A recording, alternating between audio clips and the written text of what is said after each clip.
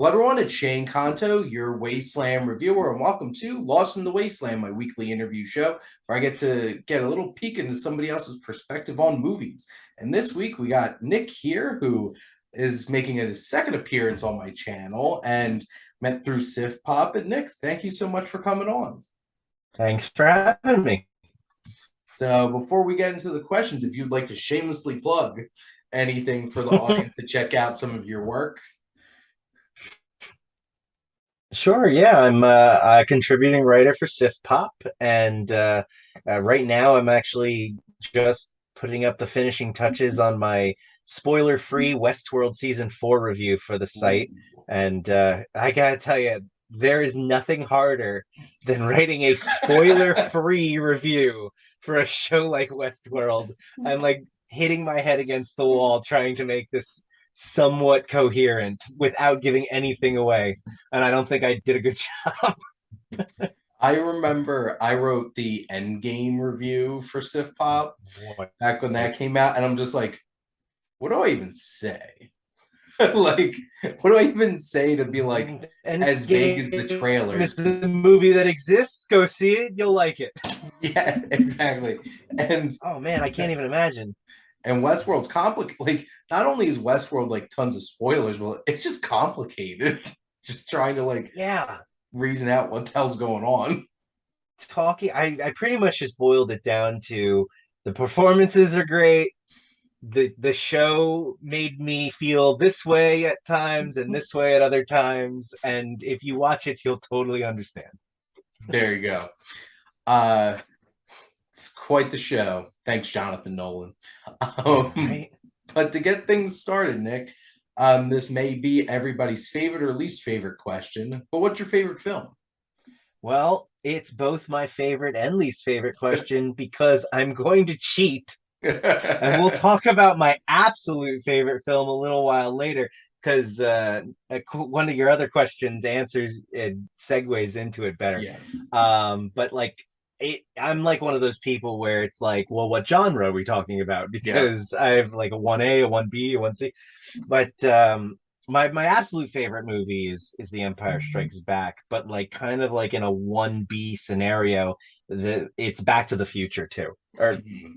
also Back to the Okay, Future also. yeah. The first one is just amazing. I love that first movie. It is the epitome of the just the adventure genre. You're a Mhm. kid thrown into a sci-fi scenario and you have to figure it out. And he's like not really a cool kid when he's in the 80s, but like he's the cool guy in the 50s and everyone loves him and he does cool things on skateboards and it's one of those really fun movies and it made me fall in love with the time travel genre. Like Mhm. I don't think they've made a well, no, I'm gonna take that back. I'm gonna roll that back a bit. They've made bad time travel movies, but I don't think majority of time travel movies I would say I dislike. I like almost all of them. There's only a few that I dislike, and the ones that I hate are the ones that just so bonkers and just bad with the time travel math of it. Terminator Genesis. That I can't get on board. But otherwise, I love most of them because just the concept just intrigues me, whether or Yeah. not it does the paradox thing or not. Those are always so much fun, and Back to the Future is just like the ultimate one. It Mhm. does everything the best. My friends in college, we used to debate like, all right, so now if we map out the entirety of the three movies, does the time travel work? And there's only like one thing in the sequel that maybe makes it squiffy, but other Mhm. than that, it's just perfect, and I love it so much. The attention to detail in it is incredible. Like the little things, like running over one of the oak trees Yeah, the the and the the, the the pines, the pines, and it's just like Lone Pine Mall. yes, and it's just like just a little thing Yeah, there, and you know, Back to the Future is just so much fun too. There's like Robert Zemeckis' direction, Alan Silvestri's music, and Christopher like great Scott, and mm-hmm. it just One everything. point 21 gigawatts. That was a gigawatt. No, everything about it. It's got the humor. it's got the heart, he really grows as a character. He Mhm. learns, like, what if your family was just a bunch of losers, and you kind of got to see why, because you Yeah. went back in time to discover it, and then by accident you made them cool. Yep. And it had the power of love. It did. Oh, great soundtrack. Uh, Love the Huey Lewis in the News. yeah. And his cameo in it Yeah. too. That's so great. He's just too damn loud. Yep. Special shout out to ZZ Top for their cameo in the third Third one. one, yeah. Just like, we need a band that looks like they would fit in the old West. ZZ Top. There you Now, go. Done. We yeah, got it. we got it. Now, Nick, what's your earliest memory of going to the movies? Ah, geez. I was trying to figure out which one it was, and I landed on two, but then I did some quick research, and so it had to be Beauty and the Beast. I Okay. remember going to the theater. I'm sure I went a dozen times before that. My mom was actually big into going to the movies. Mhm. That was something I didn't even realize until after I was in college. Like, we were all away at school, and my mom was like, "Yeah, I went to the movies this afternoon." I was like, "You go to movies? Like, you're a person?" Like, and then I'm like, "Oh, is this where I get it from?" But like, yeah, she used to take us all the time, and I remember in an instant back in '92, Beauty and the Beast had come to theaters. My mom took my brother, me, and my friend and his mom came, Mhm. and we got there late. It was an evening show, although it was in the winter, so it might have just been a matinee and the sun had already gone down. Yeah. But we snuck candy in, and we ended up sitting very close to the front row. And I honestly don't even remember much about watching the movie at the time, but like, I just remember the experience of it all. It was really great.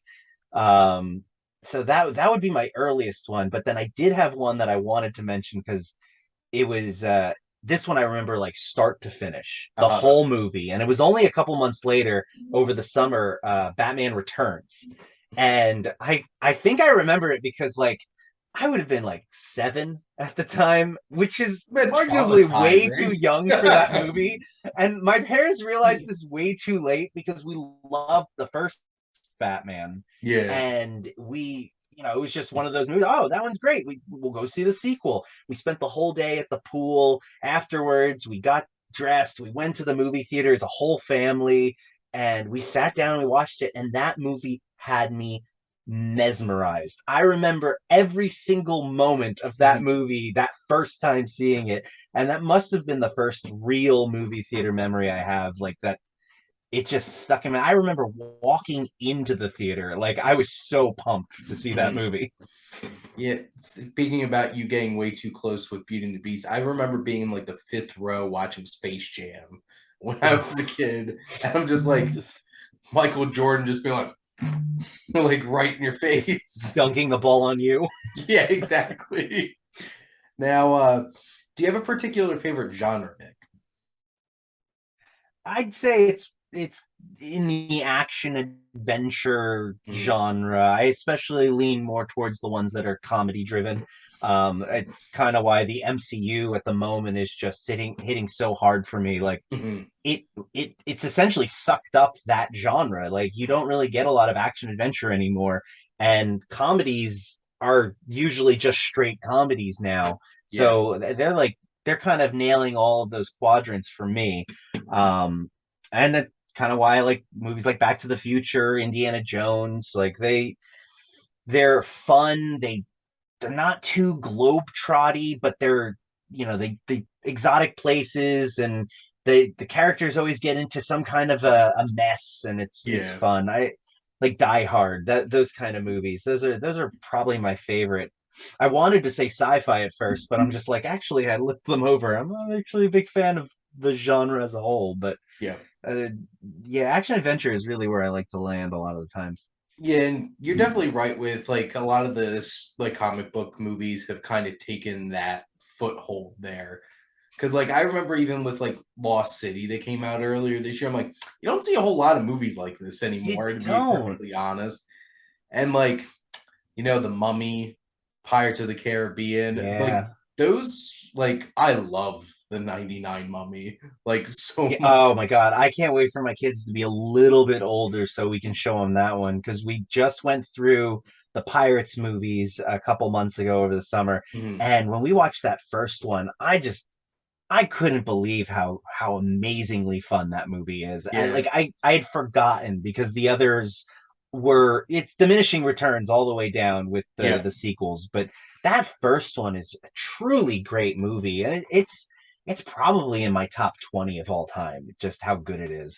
It's so delightful, and between Johnny Depp and Jeffrey Rush, there's just so much fun going on They between them. are. The And banter back and forth. It was so funny because we're watching it, and I have the problem where I can't help myself. If it's a movie I know well enough, I quote the whole thing the whole way through. Drives my wife absolutely bonkers. But I'm quoting the movie, and normally I'm right on with the characters, but with that one, I was quoting every line ahead of them. And she's like, I had no idea you knew this movie so well. Like, I wasn't even watching. I was in the kitchen at a certain point, and I'm quoting from in there, and she's like, "You're not even watching it, and you know what part of it?" I'm like, I really love this movie. oh, it's such a and you're right. I feel like the second and the third one get really dour, especially the Yeah, third one. Like it gets dark. And on Stranger Tides and Dead Men Tell No Tales are just like, but why? yeah. On But Stranger why? Tides is just forgettable. Dead Men Tell No Tales is Fast and the Furious Pirates Edition, and I actually say I really like At World's End.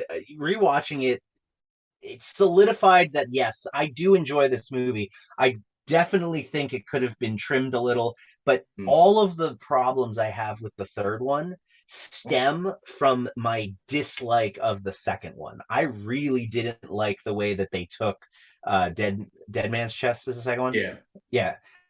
I really didn't like that one. I thought that they made a lot of really poor choices, and I think the love triangle that they tried to spark midway through to the end really dragged down what could have been a really good movie. And then all of those problems just are the reason the third one doesn't work. Like the parts that don't work is all of the love triangle stuff and the little minutia that they had to squeeze into that second one. Yeah. But if they had trimmed that a bit, I think the third one would have been a lot tighter and it would have just been overall a better trilogy. I just love Davy Jones so much. Yes. And the He Kraken is and the fantastic. score. Oh my God. Hans Zimmer, flaming piano, just Right? going, oh, He didn't have flaming to go that organ. hard, but he did it Yeah. for us. Yes. That organ in the second one, oh, it just totally kills. And then the third one takes the themes of the first two and just like builds upon them. It's just I love that score. It is Hmm. fantastic. Yep. Now, Nick, who are some of your favorite filmmakers? It's almost cliche, but it's Spielberg is my absolute favorite. Just Mm. between the movies he's directed and the ones he's produced, like if Steven Spielberg's name on it, 90% of the time, it's one of my favorite movies of all time. Yep. And he has this way and this whimsical nature that he takes the movies that he makes and he makes them magical. I mean, I grew up in the late 80s, early 90s, so like I'm watching Hook. I'm watching Mhm. the Indiana Jones trilogy. I and like those movies to me, I'm like I got them on repeat. And then he produces Back to the Future. He produces Goonies. Mhm. He does so much work with all of these other ones. E.T. Like he's great with the kid actors. And so as a kid growing up, I'm seeing kids in these movies doing cool things and like I totally relate to them growing up. Then I get older and he's making movies like Minority Report and Mhm. Jurassic Park and the and Schindler's List, and like not only is he making fun whimsical movies, but he's making powerful movies like Saving Private Ryan, that he's making movies that make me cry at the end, and it's just Yeah. like and then with West Side Story just this last year, I couldn't believe it. I saw that movie and I was blown away. I'm like, Yeah. holy goodness, he still has it. And so like there's no denying that he's my favorite filmmaker of all time. But I mean, credit where it's due. He's made a lot of movies. Yeah. I also love Nolan and Tarantino. Like these are two guys that they practically have a spotless record, but they don't make nearly as many movies as Yeah. Spielberg. So, they have a higher batting average because they're not up to bat as much. Yeah. But I'd say Nolan is probably my second, mainly because of all the filmmakers out there right now. His movies are the ones that make me, when I'm done, I'm thinking about them the most. Like he makes a really mind-bending movie, and I really like a movie that makes me have to like watch it 3 times just to get it. And like even with like Tenant that just came out, I know a lot of people didn't like it, and I didn't love it either, but Mhm. it's still one that it stuck with me for like a month because I'm just trying to piece it together. Yeah. And that's why I love movies, is because if a movie makes me want to rewatch it, then it's done its job Yeah. tenfold. Because now with all the content that's out there, like a new movie every week, TV shows galore, like we will never run out. And I think it's something that I'm sad about because like my kids don't rewatch movies nearly as much as I did. And I think that's why our generation actually loves movies in a different way, because we would sit down with the same 6 movies because Yeah. our parents couldn't buy every movie under the sun. We didn't have streaming services. We would just watch those on repeat over and over again until we knew them in and out. Now, like my kids, they turn on Netflix. They never have to watch the same thing twice. Yeah. So it's definitely, if you can make me want to watch a movie more than one time, then you've done your job right. Yeah. And there's very few directors where it's like I'm sitting in a theater and Syncope pops up. Mm-hmm. I'm just like, oh my god, it's a Nolan movie. They surprised me when we went to see Nope. You should see. I was like grabbing my friend's arm because we had no idea that the Oppenheimer trailer was gonna hit, and the movie. I thought the movie was starting, and I was like, "Sync? What?" Ah! I was like freaking out. I'm like, "Do you know what this is?" And I not many directors get me excited like that. So. know, and specifically that situation because you sit through like 8, 9 trailers, Mhm. the AMC thing, and then Nicole the Kidman. Nicole Kidman thing. And in my case, the Dolby. This is what Dolby looks like. Yes. And then I'm sitting there and my wife's sitting next to me and I audibly go like right next to her and she's like, what? And I'm like, it's a Nolan movie. It's Oppenheimer. Mhm.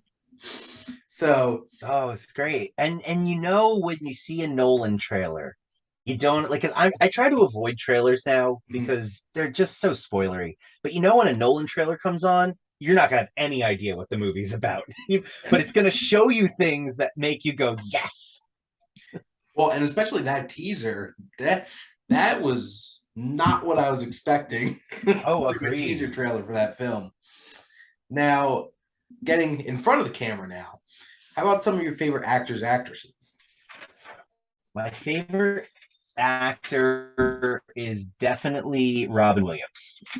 As I mentioned, I grew up with Hook a lot, Mhm. so that one has always been a favorite of mine. And then on top of that, Aladdin is probably my 1A favorite Disney movie of all time. Mhm. It always depending on what day of the week it is, I'll tell you it's either that or Lilo and Stitch. But Uh-oh. Aladdin is by far, it was my first favorite Disney movie. Like when I saw that one, trailers were coming out. My parents to this day make fun of me because I would tell them that the I don't know if you remember the old movie trailers would always end with "coming soon to a theater near you," Yeah. or or it would go "coming soon to theaters," and it'd be one of those two. And I got so excited when they said at the end of the trailer "to a theater near you." I was like, "Mom, Dad, it's coming to a theater near us! To a theater near us!" And they still make fun of me when I say this is coming out, and they go, "Is it coming to a theater near us?" I was so floored when I saw Aladdin. Robin Williams, he killed me. And I loved his movies ever since then. Like Mrs. Doubtfire is one that we used to have on repeat. And I know a lot of people don't like this one, but Jack is one of my favorites. I remember seeing that one in the theater.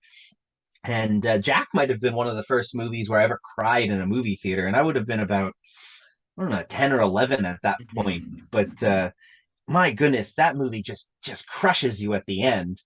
And then I mean, you realize it's a Francis Ford Coppola film. yeah, well, at the time I didn't know who that was, but yeah, now I'm like, what? Yes.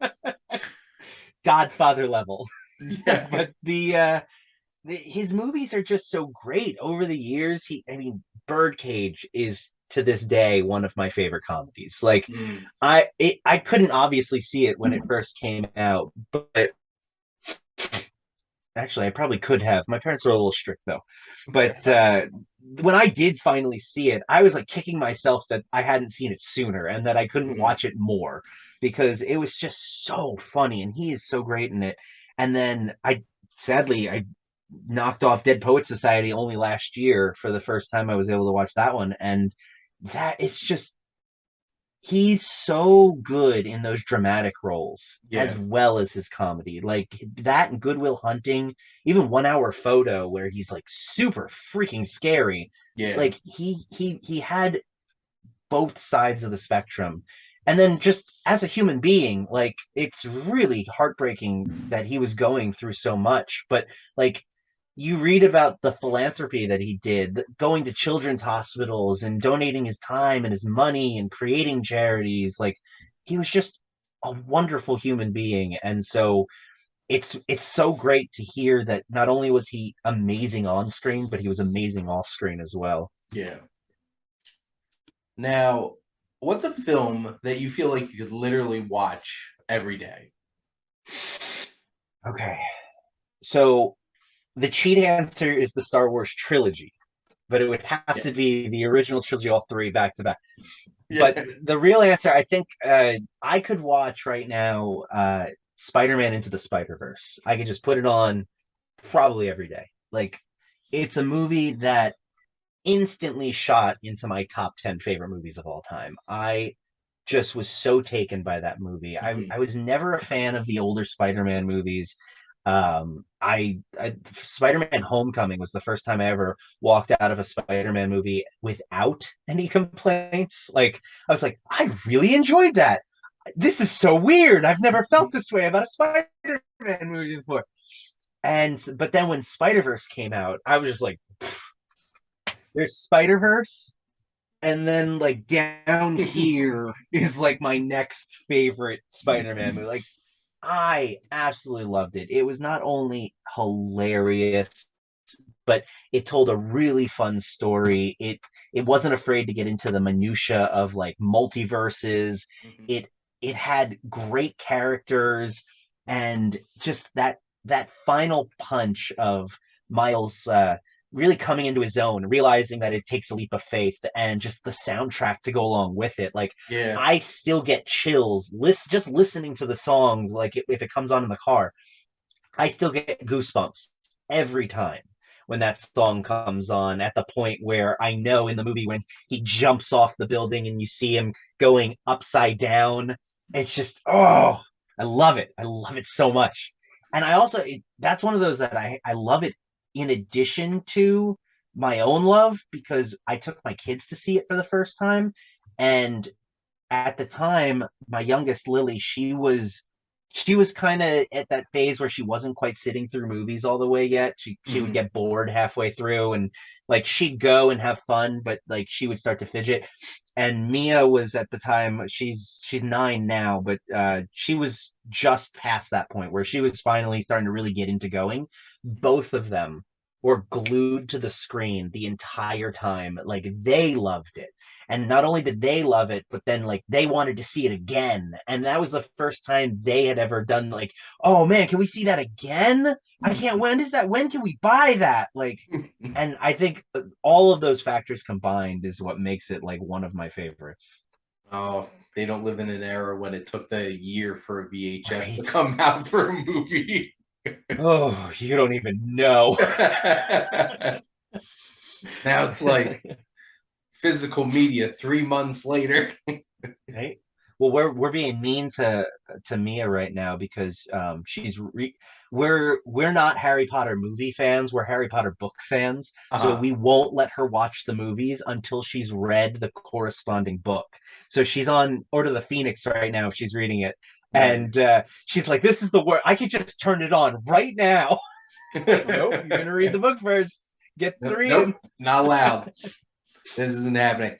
It's like we had to read the books first and then That's wait for right. the movies to come We had out. to wait, read the books, Insane. and then wait years for the movies to disappoint us thoroughly. You should have seen her. Oh my god, we were taking pictures when we watched Goblet of Fire a couple weeks ago. Mhm. She was fit to be tied. I was like, oh man, I'm so excited to see the World Cup. The Quidditch World Cup's gonna be great. She's like, yeah, and then it doesn't. It does the thing where it just cuts. She's like, what? That was an interesting choice. Oh my god, everything in that movie was an interesting choice. Yeah, that's definitely not one of my favorite ones. No, it's definitely the worst one. Like Don't I, don't tell Robert I said that. We're having a Twitter feud right now about the Prisoner of Azkaban being the worst one, but I think I'm gonna have to cave, and I think Goblet is actually the worst one. it's interesting, and most people think Goblet of Fire and Prisoner of Azkaban because of Alfonso Cuarón is the Yeah, best one. I can't help but just love Deathly Hallows Part Two. God, Snape made me feel so many feels yeah. at theater. I have to rewatch that one. I actually haven't seen either of the Deathly Hallows since they came out in theaters. Mhm. Like I remember enjoying them. It's just I just never had that urge to go back because it's like I'll just reread the book. Mhm. Like I know I'll have a better time reading it than I will watching it. But I do think that those last few, I think Order of the Phoenix is the best, and that the movies did fine after Yates brought on board. But I really do feel like I haven't given Deathly Hallows one or two a fair shake. I feel like I can't hear the word always anymore ever again Without breaking down crying. without Alan Rickman just being like, always. And Mhm. just like, stop it. This isn't fair. Now, Nick, what's a film that you feel like you connect with closely because it relates to another interest of yours? Well, here's where I'm doing my cheat because Okay. it's The Empire Strikes Back here. And the reason is because before I was big into movies, which movies has always been like the number two on my list of things that I like love to do until about 2014 when a certain corporation stabbed me through the heart when they purchased the Star Wars franchise and canceled the expanded universe because the Star Wars expanded universe was my big that was me. I was Uh, the Star Wars guy. Everyone to this day still treats me like the Star Wars guy. My closest friends know that like there's a bit of a knife turn every time like someone brings it up like you love Star Wars, what'd you think of the new one? And I'm just like I hate them because they took my thing away. But I really loved reading mainly Star Wars expanded universe stuff, yeah. and so the fact that those books enhance my viewing of the original trilogy, and to a lesser degree the prequels even like. Oh boy, God bless those authors. They had to jump through so many hoops to retcon all of the ridiculous prequel things that George Lucas threw in those movies. But they did it, and they did it so proudly, and they were so good at it. Like I to this day, one of my favorite Star Wars novels is the Revenge of the Sith movie adaptation. Matt Stover just, oh my God, I wish they had made that movie, because the stuff that he takes what was in that movie, not only does he enhance it with the stuff going on in the background, and just he gets inside the head of like Anakin, and he gets inside the head of Mace Windu and the Emperor at times. That scene where the Emperor takes out the guys coming to arrest him, it I wish they had animated what he wrote, because it's so cool. Like the one Jedi gets off a word, and like the one standing next to him doesn't even realize that his buddy's dead as he's like also being killed. And the way he describes it, it's just, it's visceral and it's scary. And when he turns into the Emperor, and then his conversation with Anakin afterwards, it's so much more powerful than what they show in the movie. And it's just, that's why I love the Star Wars expanding universe so much, because it takes what was on screen and it just makes it so much better.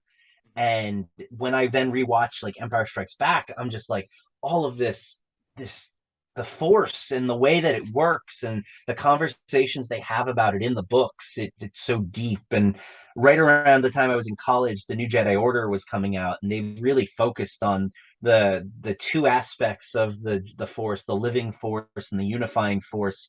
And those conversations, they not only tied them back into the movies, but then when I rewatched Empire with fresh adult eyes, I was like, Mhm. oh my gosh, like he really had something here. And these movies are just so amazing. And so that's why Star Wars to this day, the original trilogy has always been just like my absolute one, two, and three. Like they're my favorites. I remember I've read a couple of the like extended universe books, but I remember watching Gendy's Clone Wars series. I love it. And because Revenge of the Sith starts with like them over Coruscant and they already Hmm. captured the Emperor. But seeing everything that happened leading up to that point in that show, and you actually seeing Grievous, like, because like if you just watch the films, you don't take Grievous really seriously at No, he's all. not. But you when you see his whole insides crushed by Mace Windu, you're like, oh, this is Yeah, why he's he's always a and that guest. episode where he takes on like six Jedi in that downed lat, it's so sick. Like he's Yeah, scary. Oh my gosh. They wrote a bit of it. They turned Revenge of the Sith into a trilogy of books. The first one was Labyrinth of Evil, and the second one was Rise of the Dark Lord. And Labyrinth of Evil actually has that scene yeah, from Tartakovsky's episode in the book, and it was yeah. insane. I was like, this is why I love Star Wars, at least pre, because they cared about continuity. They cared about, if something happened in one, we would flow it into the other. And I like to say it's the Dave Filoni of it all. He who absolutely did not care about continuity. If you watch the Clone Wars at all, but the way that Tartakovsky not only took the ideas of the prequels and like what George Lucas was doing, but then also kind of left a little room to, the mysticism of it. That episode with Mace Windu, when he's just like completely owning face amongst the droids. Like people were like, oh, but they couldn't really do that. That's silly. I'm like, yes, but if you watch that episode, it's framed by that little kid at the beginning and the end. And to a little kid who has never seen a Jedi, it's possible there weren't that many droids. It's possible that he didn't do all those amazing things. But from that distance, that little kid saw that Jedi jump down there, kill all these bad guys that were coming to kill him and his family, and then jump back up and like give him the football player walking away, like throw him the towel at the end. Like, so like it's stories, it's legends that grow out of these Mhm. these these mythical characters. And just, I love the way that they do it. It's just so much fun. Like when they really expand the universe and make it more than just about like the same three people. And that's what the books did. They had the Luke, Leia, Han stories that went through where they were the main characters, but there were always B plots with side characters. There were whole book series that they don't like. Luke maybe shows up in one as like a side character for a chapter, and then he's gone, and the rest of it's about Wedge Antilles and the X-wing squadron, or they've got maybe Obi-Wan shows up in one of the prequel books, but then the rest of it's about the clone commandos Yeah. and their family, and like you just see all these little pockets of new characters that pop up and get their own stories and live in this universe. It's just so amazing, and I really hope that one day they give up this whole, oh, the legends are all, we're not doing that anymore. I really hope they bring them back, just to like, it'll be here, these books, we'll brand them all legends. We'll say, go ahead, read your story. It's an alternate universe. Everyone's doing multiverses now. Let's do it for Star Wars. I feel like they could, and they'd Star Wars be is going to get making its more own money multiverse of because, madness. oh, I hope. Just I really do, because honestly, I used to buy like 4 to 6 books a year on top of however many dozen comic books they came out with, and that just stopped the second they stopped writing these books. They decanonized it. They said no, all the new books are going to be in this universe now, and they've Mhm. only gotten me to buy 3 so far, and those are the ones by Timothy Zahn for prequels to Thrawn. Yeah. And he said in an interview he wrote them as best he could to fit in both universes. And I just finished them and then went back and reread all of his other ones that dealt with Thrawn, and I swear to God, he did. Like there are characters in both, and he makes mention of things in both that would 100% fit in both canons. Like it doesn't contradict anything. It's fantastic. I love Whole new world. Whole new world to check it. out. Now, Nick, who's a movie character you feel like you connect with on a personal level? It's hard to say because I don't have the best approximation of myself. I'm very self-deprecating in that sense. I There are characters that I definitely like latch on to, but most of the time it's just like it's the archetype of the character, like kind of like the nerdy guy who doesn't, who doesn't really know what's going on, but by the end, like he learns a valuable lesson, and people like him, and he sees value in himself, and like it's those kind of characters that I really like Miles from Spider-Verse. Like I'm in no way like Miles from Spider-Verse. I'm not very smart. I'm not like, super popular, but like that moment at the end, like he learned something about himself that I wish I could experience. And so that I see these characters as like a way to experience something for myself that I probably never will.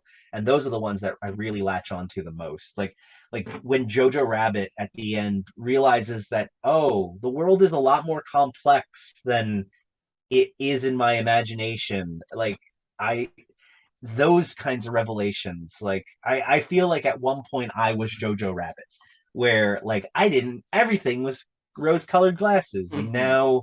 now like as an adult it's like, oh, that's probably not how it should be. And I had never considered that, but now like my eyes are opened. And so it's those types of characters really, like when they go through stuff like that. I can appreciate that a lot. Now, what's a film that you love that you feel like would surprise people? I'd say it's probably The Thing. That one, this one took me a while to come up with because it's Mhm. like everybody knows I watch everything, but I'm not a horror person. I don't like horror movies. The number of horror movies that I've actually seen is pretty low. I've seen most of the classics, but Mhm. if I were to tell you or anybody that knows me that The Thing is in my top 100 movies of all time, they would be blown away by this, because for a horror movie to even get considered in Mhm. that high of a list, like I saw it for the first time a few years ago, and ever since, like it's a movie that I think about a lot. Whenever I see it, I'm just like drawn in, and just I love the characters. I love the mystery of it all. I love the way it ends. Like, is who's the thing? Is it one of them? It probably is. Like I love it. I just sorry, spoilers for a 40-year-old, 50-year-old movie. Yeah, But still. it is legitimately 40 years old Yeah, I at this think I just point. bought the 40-year anniversary edition actually. It was Yeah, on Prime Day. It was like $10 on 4K. it's But like yeah, like that one's so much fun. It really is for an older movie. And people say like it wasn't that great like when it first came out, or not that it wasn't that great, but it was completely overlooked and yeah, nobody liked it. But I came don't out the know, same man. month I as saw it and it ET. completely blew me away. So like I feel like it had really bad timing because Yeah, probably. like everyone wanted to go see ET, wanted to go see that alien. That's true. So this year would be the 40th anniversary. Yeah, And ET just had its. I've got my tickets to see Wrath of Khan's 40th anniversary. nice. Like what there was another big one that came out right around this time too. So like yeah, there was a ton of things that you could watch in the theater right at this time in the 80s. I'm a huge John Carpenter fan, and objectively, I feel like The Thing is his best made film. It's my Like, favorite of his films. and it is my personal favorite of his films too. I just feel like I know Halloween's up there for a lot of people, and Escape from New York, They Live, Big Trouble in Little China. Those three are not perfect movies, but I No. love them so much.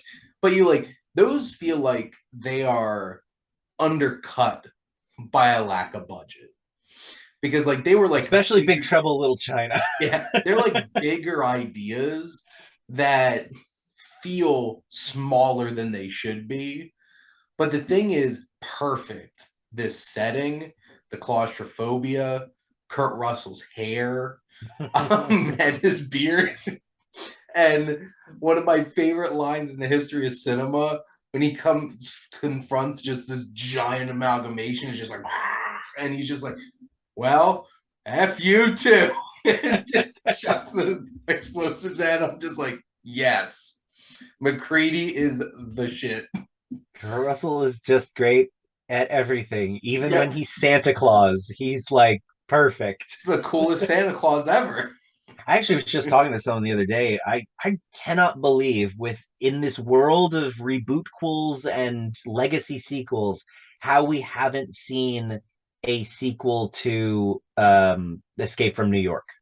Like Well, whether you mean they Escape from LA? yeah, like I mean, That yeah. killed it. That's why we haven't had another one. I mean, what I'm saying, like do what the Halloween franchise did. Like, it's a sequel to Escape from New York, and we're just gonna pretend that LA Well, doesn't I feel exist. like, well, because we got Halloween. Yeah. That's been got that treatment. The Thing got a prequel. Yes, it did. I still haven't seen that. It's on my list. I just haven't gotten around. I haven't seen it either, but I'm like, on some level, some of these movies I don't want to see not John Carpenter version of. Yeah. The curiosity has me intrigued enough that it's always on my to watch list, but I've never really been there enough to pull the trigger. And they had all those rumors about like I don't know if this is actually happening still or not, but like Dwayne Johnson was doing Big Trouble in Little China reboot, and Oh, I did hear about that. I'm Right, like, that was like please no. pre-pandemic. Yeah, Yeah, don't do that. I'm like the whole entire reason this movie works is because Kurt Russell is a bumbling fool. Like like that Or at character. least he plays bumbling fool really well. Well, because like that his character is a bumbling fool, and it Yeah. works that way because it's a deconstruction of that whole idea of like you have like the white man lead and like the Asian sidekick, and like Hmm.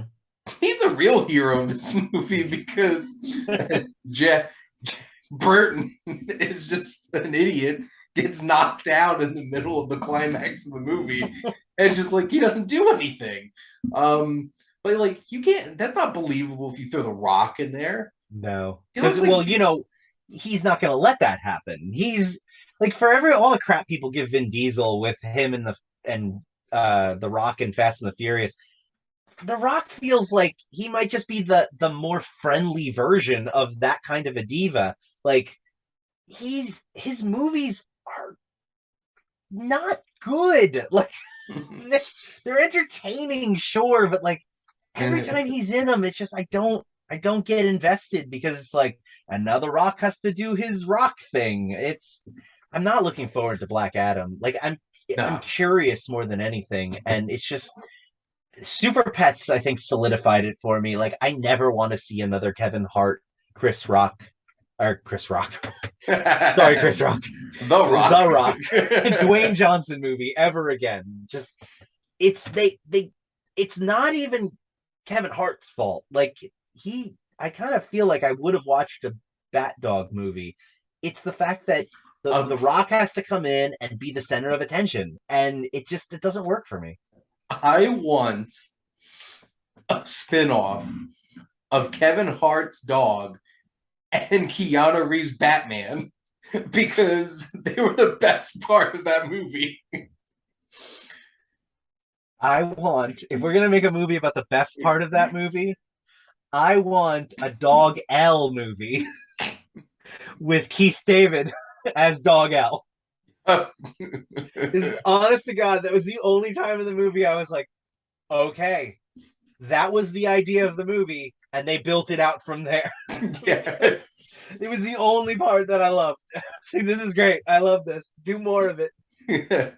Oh, but every time Keanu Reeves said something in that, it's just like, this makes me miss my parents. Well, the problem with the Keanu part is they made sure to put every single bit of it in the trailers. So, Ruined it.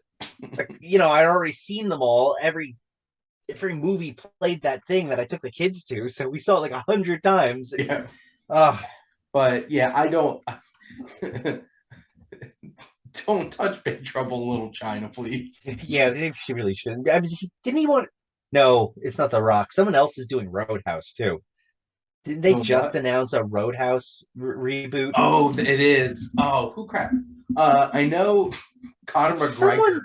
is going to be the villain in it. It's someone like The Rock, but it's not The Rock.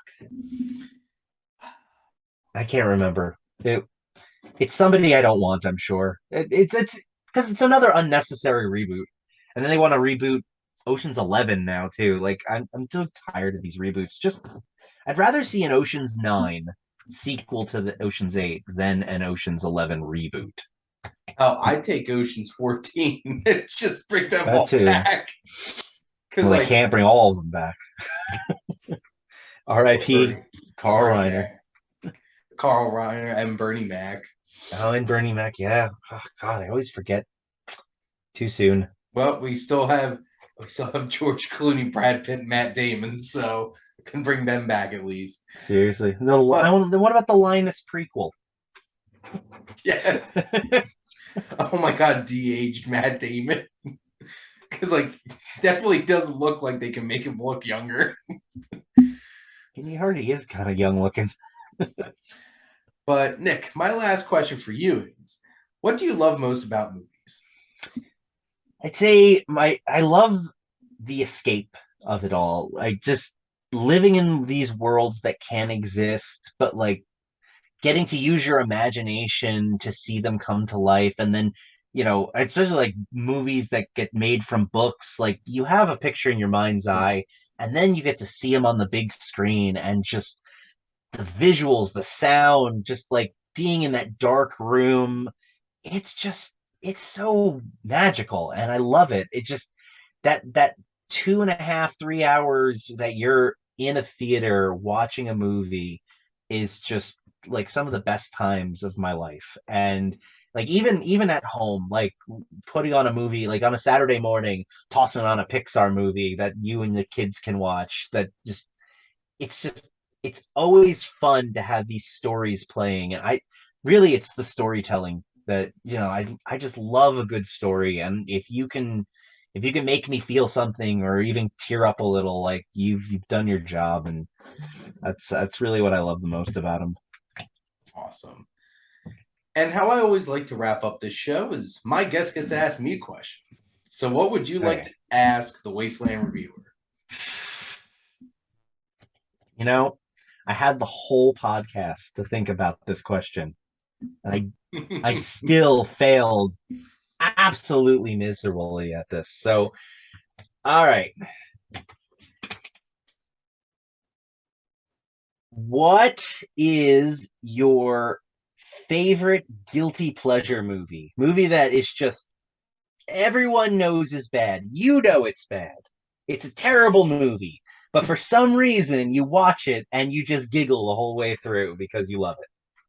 And so I have a couple answers to this. And here's the thing. I feel like depending on who you ask, they'll be like, that's not a terrible movie. But like I feel like That's true. objectively they're not great films.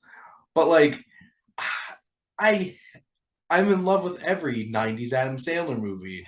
Like I just pop in Waterboy, pop in Happy Gilmore, pop in Billy Madison, quote from I start said to finish. bad movies. I said bad movies. Because like I because if you ask critics, the only one in the '90s that actually was a good movie was Wedding Singer. Um, Uh, because like yeah, Wedding Singer is I'll give you that one. objectively a good movie. Like it's a really well done movie, but like I feel like most people are like hate Adam Sandler or love Adam Sandler. It's This one is of those true. things. Well, I think there's a spectrum of Adam Sandler. You, depending on how old you are, you stop liking Adam Sandler at a certain movie. I For stopped me, liking. that movie was 51st Dates. Everything after 51st Dates, I'm like, no, get rid of it. Except for I Little Nicky, but that was like his uh-oh, it's coming. Like, I don't think I love all of his movies anymore. And then from there it I was it feel was like Anger downhill. Management was the last one that I like love because like I like just watching him and Jack Nicholson together is absolutely priceless. But like after that, he his whole shtick just became a certain thing. But he'll occasionally throw out a Punch Drunk Love or an Uncut Still Gems, haven't seen that. I need and to see just Punch like Drunk. Adam Sandler's a great actor, but the one that I absolutely love to pieces is 1995's Paul W.S. Anderson's Mortal Kombat movie. Nice. I like that one too. Although I will fight you though with mine because my biggest guilty pleasure movie, which I absolutely love, is 1994's Street Fighter. Raul Julia made that movie. There's The no reason. day that Bison was yeah, Bison visited your village was the most important day of your life. But for me, it was Tuesday. Yeah. It's like, It's the best movie of all time. how did they get Raul Julia to agree? And who thought Raul Julia would be like M. Bison? I Like, I don't know. I don't know. He was hot off of the Adams family, I I guess. guess. But Everybody like, wanted him. but Mortal Kombat, which generally I hate Paul W.S. Anderson. Like, I am not a fan of his work. Yeah, But they're like, not great. there's just something about that '95 Mortal Kombat movie. I could quote that from start to finish. It is so cheesy, but it knows it. Oh That's yeah, the it that's did. the great thing about it. It's like Goro crushing Johnny Cage's glasses. Like, those are $500 sunglasses, asshole. And he just does a split and punches him in the nuts. And you know, Christopher Lambert, of all Oh, people, you get Highlander to be amazing more casting right rated, there. and it's just like, I don't think so. And it's just like, it just uh, this is like a legendary Asian god of thunder, and you get French Yep. actor Christopher Lambert for some reason because you're just like, I watched that movie Highlander. You know who's Mhm. great? Christopher Lambert. They probably couldn't get Sean That's Connery. probably how it was sold in the like Raiden. He's like a Highlander type. He can't be killed. Oh my god, I And remember seeing that. I don't think I ever saw it all the way through the year it came out because we would rent it at like my parents did something at like we were living in Tokyo at the time and they have the American Club there and you could rent movies and they had a movie theater on the like a mini like movie theater on the top floor, and you could put the tape in and watch it there. And my parents would take us there because they had something to do. I think my mom was in like language classes at the time. Mhm. And so we'd go get Mortal Kombat from the rental place. We'd pop it in and we'd watch the first like 45 minutes of that movie. And then she'd come and get us and we'd go. And then we'd do it again like 2 days later. We just watched it on repeat because it was insane. Like, this is the best movie ever. It's like, get over here. And Oh, the CGI is atrocious. it Like is. atrocious. But like the fact that they made a puppet Goro was the most amazing thing. It Like looks this so is a real. practical effects Goro. And then that Australian actor they got to play Kano. It's like, hello, baby. Did you miss me? And it's just like, baby, give me a break. It's like, and just snaps his neck. I'm like, oh, and uh, Shang Tsung is just like, flawless victory. Mhm. And just like, that actor was just eating that up, and I loved Yeah. it. Crazy They thing, he was in an episode of Sabrina the Teenage Witch He was, as yeah. Shang Tsung. I saw that meme circulating around. I Weirdest I remember that crossover episode, but I didn't ever. actually remember that he was that character. Weirdest crossover That ever. is crazy. I It used was to the love that 90s. show. Yeah, that's Yeah. true. You could just do whatever you wanted in the 90s. It did not matter. Like, I love, like, my favorite holiday is Halloween, and I just loved how every Halloween that was the TV sitcoms like free pass. We could do an episode where we kill our characters or we do something Like Boy Meets World spooky. Boy Meets World in was that library. Yeah, it's Like, like the most famous episode of Boy Meets World. Oh my god, they killed Kenny. yeah. And Jennifer Love Hewitt was in it. Yeah. And Boy Meets World just had random WWF wrestlers showing up like Vader. Vader's the bully's dad. It was. uh They went on and wrestled in the yeah, ring. Mankind showed up in multiple episodes. Yeah. Just Was that the random. guy that wore the mask? Yeah. I don't know my wrestlers, but I Yeah, do know my Boy Mankind, Meets Mick Foley. World. I'm Yeah. still a WWE fan, so like that still sticks out to me. But you know, Mortal Kombat. That's like the '90s in a nutshell. That Very and the much. Mighty Morphin Power Rangers movie with Ivan Ooze. Oh, we don't speak of that. So my last thing I'm going to say is fun fact for those that don't know. That is Belloc from Raiders of the Lost Ark is Ivan Ooze. Yes. Sure was. Was that his last role? No, he's in Hot Fuzz. Oh, was he really? He's the priest. He's like, can we all just get along? And then he like pops the guns out from his sleeve and starts Oh, I didn't shooting. know that. So if you're a fan of Hot Fuzz, anybody watching, look up an IMDb and see the ridiculous amount of small roles that famous older actors play in that movie. Because like the inspector from the original Wicker Man is the head of the neighborhood watch in that. There's just all these Nice. like random little things, and Yarb is the Hound from Game of Yes, I did know Thrones. that.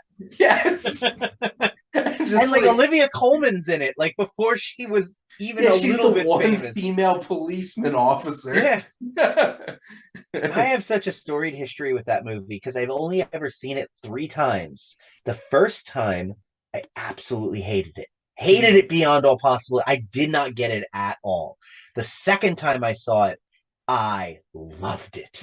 Yeah, And it was like 15 years in between. And then I saw it again and like I still love it, but like it's one of those that I need to move it into the rotation more because I definitely it's so good. I love it's it a lot. like the crazy drunken Santa that stabs Simon Pegg in that montage is Peter Jackson. His girlfriend he breaks up with that breaks up with him is Kate Blanchett. That you never Oh see her face wow. because they're all in the white outfits. Oh, Just okay. ridiculous. And the two Andys are Patty Considine and Rafe Spall. So like Game of Thrones now, Patty Considine in House of the Dragon. Yep. Just random. I love that. I love the Cornetto trilogy. It's so much fun. But that is another episode of Lost in the Wasteland. And Nick, hopefully I'll be having you back on in a couple other months because I got more rounds of these different kinds of questions. But thank you so much for coming on. Well, thanks so much for having me. This was a ton of fun. And thank all of you for tuning in and always supporting your Wasteland Reviewer.